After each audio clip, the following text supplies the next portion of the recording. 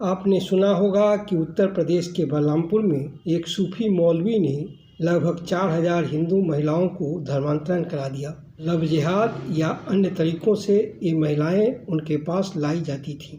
फिर उनका अश्लील वीडियो बना लिया जाता था। उसके बाद बाबा जैसा जैसा कहता था ये महिलाएं वैसा वैसा करती थीं।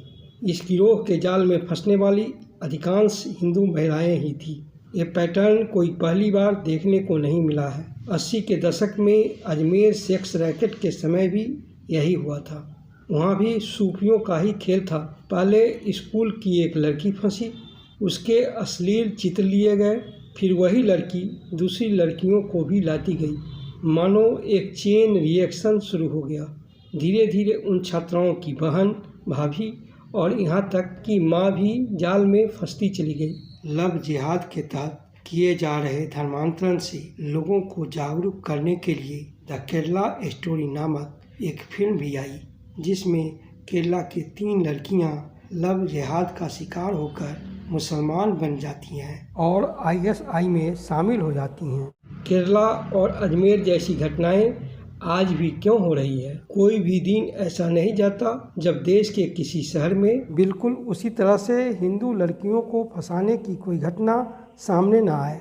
बलरामपुर का छांगुर बाबा अंतिम नहीं है। वो हर जगह जाल बिछाए बैठा है। कभी स्कूल कॉलेज में, कभी ब्यूटी पार्लर में, कभी जिम में, कभी मैकेनिक या कारपेंटर बन के, कभी ऑफिस में कलीग बन के, और तो और कभी घर में ही घुसकर भाई बनकर हिंदू महिलाओं को फंसाने और उनसे बलात्कार के लिए मस्जिदों से रेड कार्ड जारी होने का समाचार मीडिया में कई बार आ चुके हैं। अब कुछ भी दबी छुपी बात नहीं रही। क्या कारण है कि हिंदू महिलाएं सब कुछ जानते हुए भी उनके जाल में फंस जाती हैं? क्या उनमें खतरे को समझने की क्षमता नहीं होती? क्या महिलाएं अपनी शत्रु को पहचान नहीं पाती? क्या हिंदू स्त्रियों को अपनी जान प्यारी नहीं होती? या वे सीधी सादी बेचारी होती हैं जिन्हें कुछ पता ही नहीं होता? कोई भी उन्हें झांसा देकर कुछ भी करवा सकता है। 80-90 के दशक के बाद भारत में महिला सशक्तिकरण का अभियान आरंभ हुआ था। बताया जाने लगा कि महिलाएं पुरुषों की तुलना में अधिक स्मार्ट होती हैं, उनके निर्णय अधिक सूझबूझ वाले होते हैं। विज्ञापनों ने इस धारणा को और भी मजबूत बनाया। 10वीं 12वीं की परीक्षा में हर वर्ष एक ही हेडलाइन छपने लगी कि लड़कियों ने फिर से बाजी मारी। बताया जाने लगा कि लड़कियां शिक्षा को लेकर अधिक गंभीर और बुद्धिमान होती हैं। ये सब बराबरी के नाम पर हो रहा था, लेकिन इसका परिणाम वही हुआ जो होना था।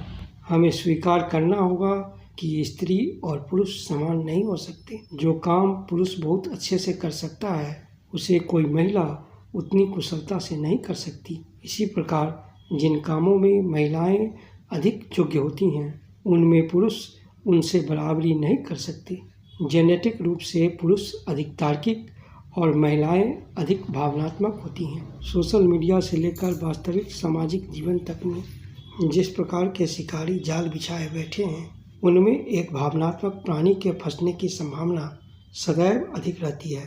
फंस तो पुरुष भी सकता है, लेकिन वो सामूहिक तरीके से नहीं फंस सकता जैसे महिलाएं फंसती हैं। भारत ही नहीं, दुनिया भर में इसके उदाहरण हैं। भारत में लव जिहाद है तो यूरोप में ग्रूमिंग गैंग है। इसलिए सबसे पहले हमें ये कहना बंद कर देनी चाहिए कि महिलाएं बहुत समझदार होती हैं।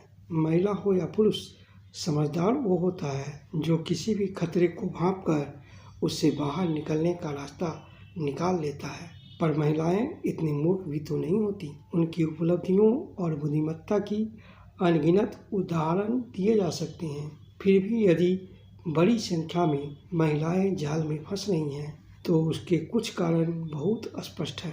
वास्तव में ये सामूहिक ब्रेन वॉश का मामला है। हमारी पीढ़ी की महिलाओं को बताया गया है कि तुम्हें बहुत दबाया गया है। घर का काम करना बुरी बात होती है। बच्चे पालना पिछड़ेपन की निशानी है। भजन गाना, पूजा पाठ करना दकियानुसी है।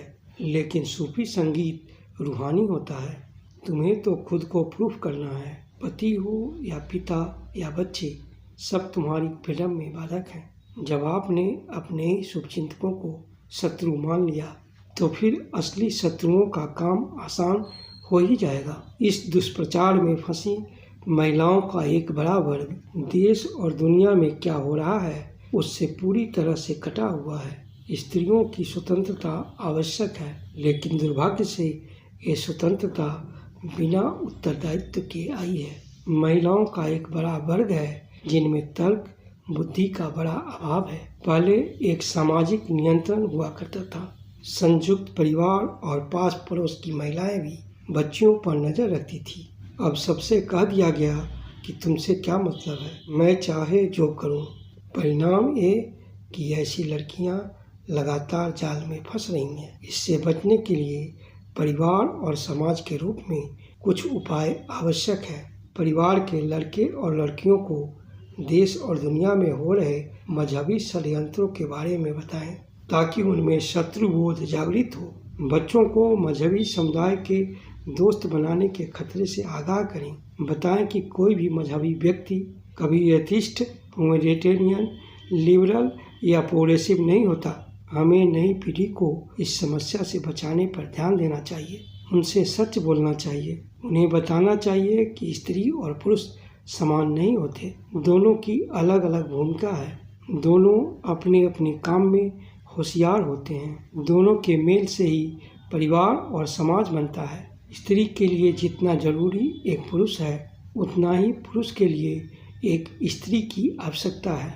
यह सह अस्तित्व जब तक गड़बड़ाया रहेगा, बॉलीवुड से लेकर बलरामपुर तक छांगुर बाबाओं की दुकान चलती रहेगी।